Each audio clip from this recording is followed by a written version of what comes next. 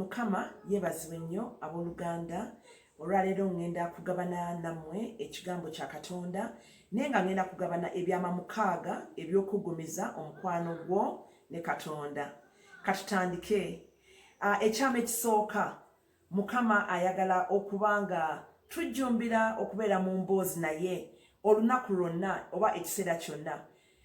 Oluusi tukira ne tulowooza nti okubeera mu mboozi ne Katonda obudde bwonna kitegeeza tekisoboka, kizibu nnyo kubanga kitegeeza tujja kuba tulina okubanga tuli eyo tufukamidde mu kisenge oba tufukamidde mu kkanisa olunaku lwonna. Nedda si bwe kiri bannange. Tuyinza okubeera nga tumene Katonda olunaku lwonna nga tumwaniriza mu bintu byonna bye tukola mu lunaku. Oba ofumba, Yesu mwanirize ofumbe naye.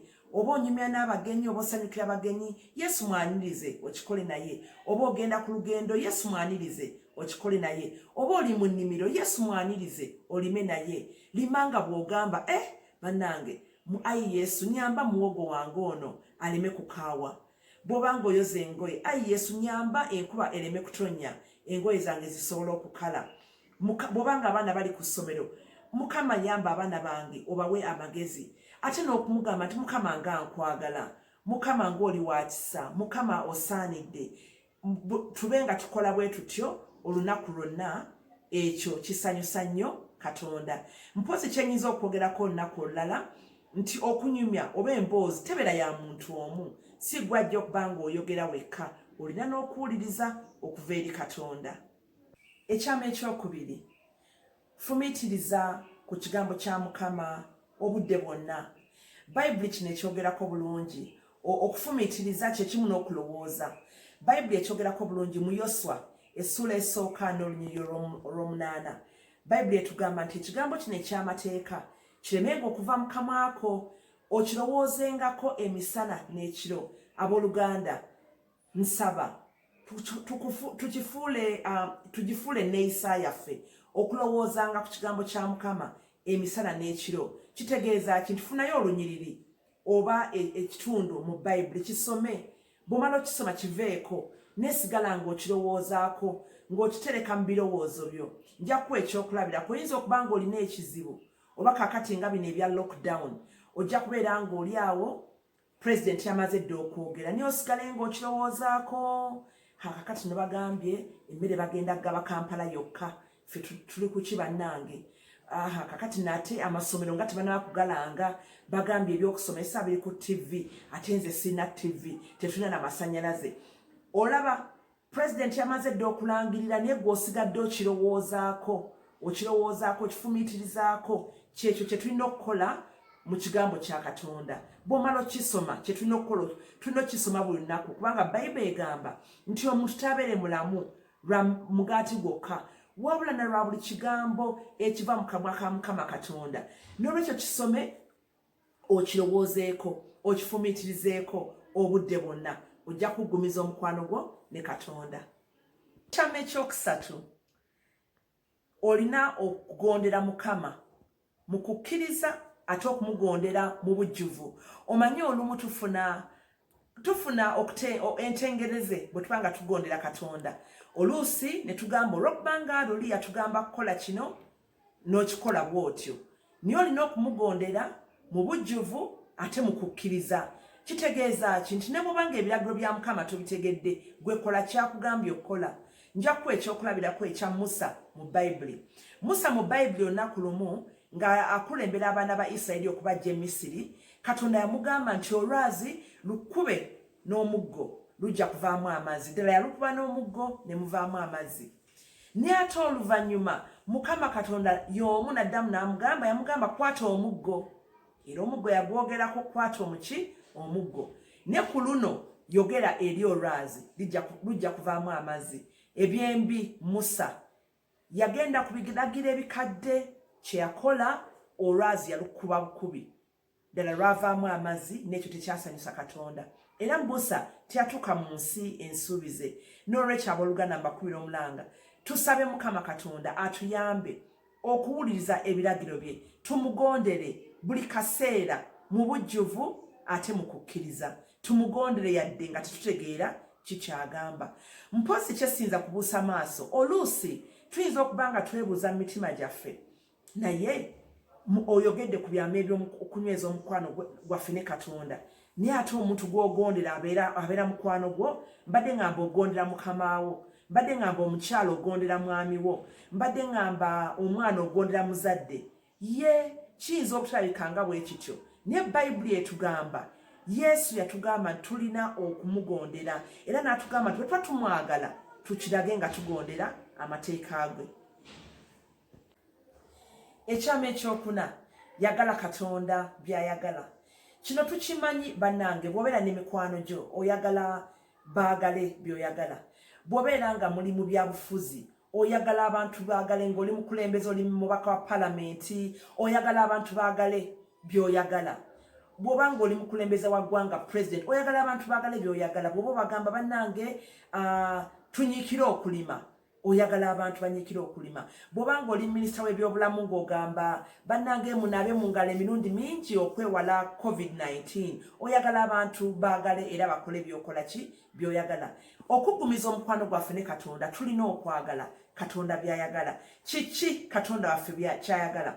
Bayibuli ekyogera bulungi mu Matayo essula ya 28 n'olunyiriri olwabiri. Yesu nga tadaba kugenda mu ggulu yatugamba nti mugende mu mawanga gonna mubuulire enjiri era mubatize abantu mu linnya erya Kitaffe n'ery'Omwana n'ery'Omwoyo Omutukuvu. Era tulaba ne mu lugero olw'omwana eyazaawa. Omwana eyazaawa yali omu ate yalekawo omwana omulungi omwana omuwulize omwana omutegeevu. Eyazaawa yasaba ebyobugagga bwe ekitundu kye ku byobugagga bwa kitaawe n'agenda n'abisaasaanya n'abidiibuda n'abyonoona. Ne bwe yakomawo taata ono yakola atya? Taata yamwaniriza.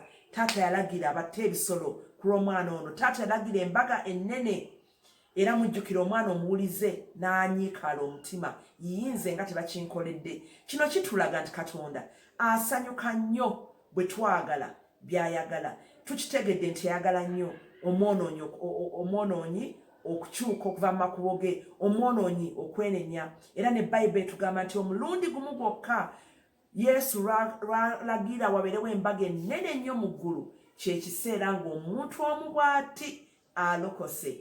Kale tugende tubuulire enjiri mu mawanga gonna, tubuulire miranwa gyaffe, emikwano gyaffe, ab'eŋŋanda baffe, tubabuulire ku kigambo eky'obulokozi bakyuke okuva ku makubo gaabwe agatali ga butuukirivu. Ekyo nno kijja kusanyusa Mukama Katonda kiggumize omukwano gwaffe naye. Ekyama ekyokutaano beera w'amazima eri Katonda. Okubeera ow'amazima eri Katonda kiki tutegeeza? Sigamba nti no okubeera ow'amazima yinza okugamba ati kati Katonda n'amulimba ntya. Naye kye ŋŋamba beera mwerufu. Ndowooza ekigambo ekituufu kubeera mwerufu eri Katonda. Olaba mu Bayibuli kampa ekyokulabirako.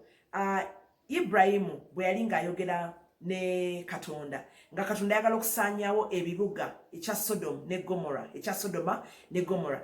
Yabuuza Mukama ne Mukama ogenda kusaanyaawo ekibuga kino naye ate bw'onoosangamu abatuukirivu abatonotono tokisaanyeewo. Bwe banaabeera 5 tokitalize, bwe banaabeera 4 tobatalize.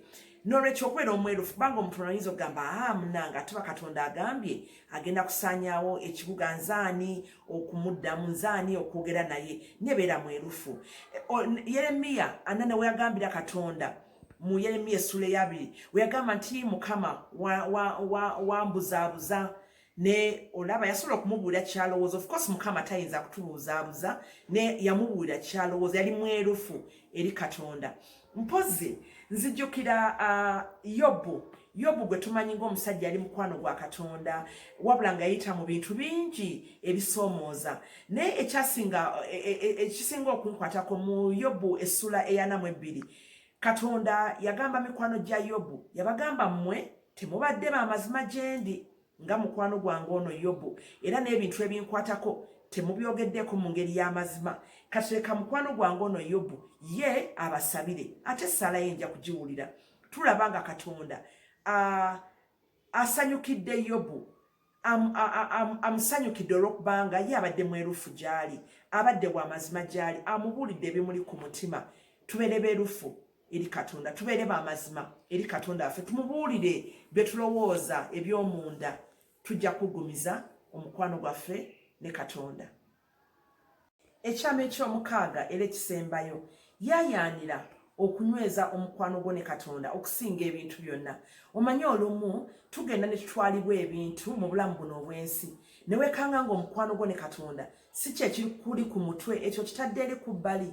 Ne Mukama ayagala tubeere nga tuyaayaanira